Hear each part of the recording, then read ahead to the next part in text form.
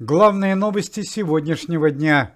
На горнолыжном курорте в Австрии погиб младший сын известного актера Алексея Серебрякова Степан Серебряков.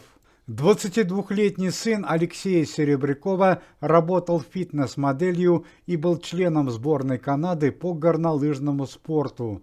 В Австрии на горнолыжном курорте он отдыхал вместе со своей девушкой. Причина трагедии – неудачное падение с высокого трамплина. Организация Никиты Михалкова и Следственный комитет арестовал крупного чиновника и бизнесмена Дениса Федорова по обвинению в хищении более 50 миллионов рублей, которые предназначались для благотворительной помощи жителям Курской области. Бизнесмену и чиновнику грозит до 5,5 лет лишения свободы и возмещения материального ущерба. На данный момент коррупционер находится в следственном изоляторе. Большая потеря в мире российской культуры и кинематографа. Накануне ушел из жизни известный советский актер, народный артист Российской Федерации Владимир Фоменко. Владимиру Георгиевичу было 85 лет. Причина смерти – онкологическое заболевание. Владимир Фоменко был ведущим актером театра на Таганке и московского ТЮЗа. За плечами артиста более 120 ролей в театре и кино. В Турции, в провинции Коня, произошло обрушение четырехэтажной гостиницы.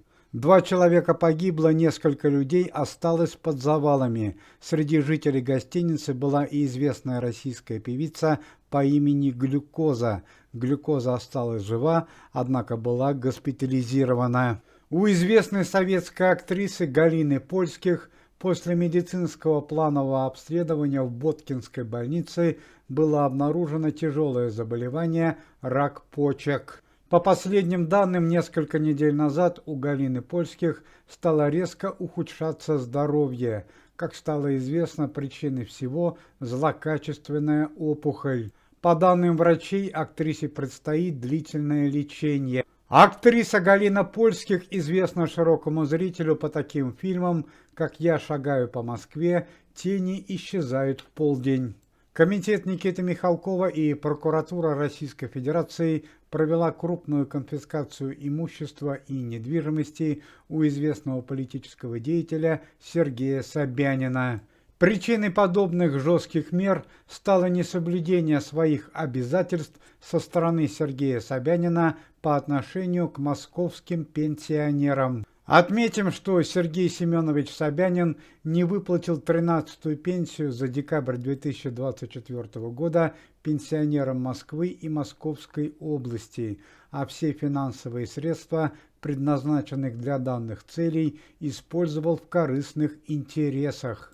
По последним данным, гигантская финансовая сумма, которая измеряется в десятках миллионах рублей, оказалась на финансовых счетах Сергея Собянина и его родственников.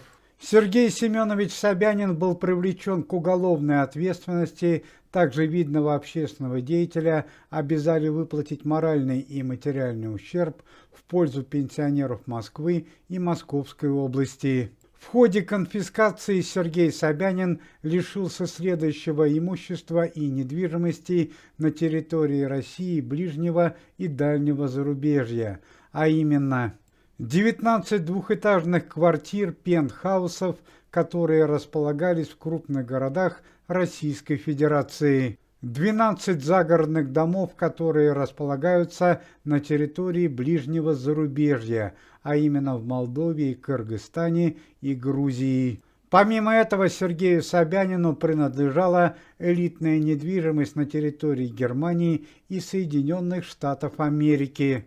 Помимо этого, у Сергея Собянина были конфискованы 8 вилл, которые располагались в таких странах, как Италия, Испания и Греция. На данный момент все финансовые счета Сергея Собянина конфискованы. По данным пресс-службы комитета Никиты Михалкова, все пенсионеры должны получить финансовую компенсацию от преступных действий Сергея Собянина до 1 марта текущего года. Колоссальная трагедия в мире искусства и культуры. Ушел из жизни известный оперный певец, солист Курганской филармонии Николай Горланов. Николаю Горланову было 33 года, и у него отсутствовало зрение. К сожалению, одна трагедия повлекла другую. Мать оперного певца Николая Горланова, узнав о смерти сына, умерла на следующее утро. 28 января пройдут похороны семьи артиста.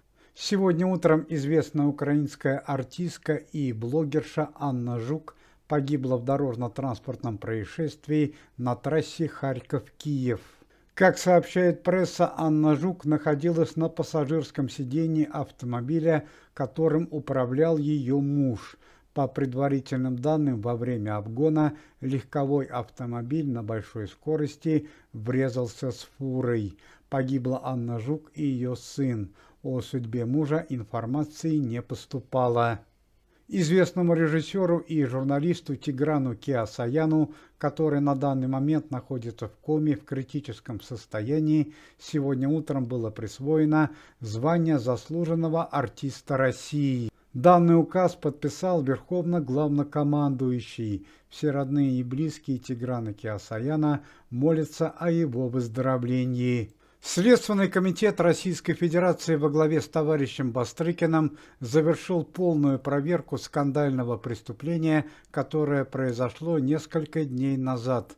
Оно произошло в поезде Москва-Сочи, в котором находились известные музыканты группы Любэ и Голубые береты. По первоначальным данным, музыканты двух патриотических групп, в состав которых входят бывшие десантники, участники афганской операции «Настоящие герои», вступили в конфликт с представителями преступной группировки города Сочи под руководством Сармата Сулейманова. К сожалению, стали известны трагические подробности происшествия.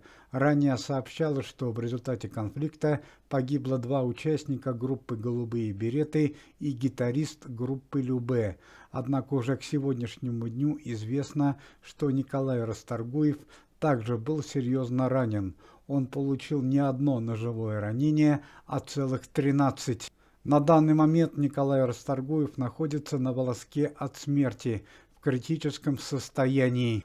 Также стала известна главная причина трагедии. Все участники преступной группировки были мужчины в возрасте до 35 лет, бывшие спортсмены силовых видов спорта, а участники группы Любэ и Голубые береты были мужчины почтенного возраста 55+. На данный момент все члены преступной группировки, которые виноваты в трагедии, были задержаны, в том числе их предводитель Сармат Сулейманов. Уважаемые зрители, если вы желаете выздоровления сотрудникам комитета и поддерживаете их деятельность, то можете поставить лайк под видео и написать поддерживающий комментарий.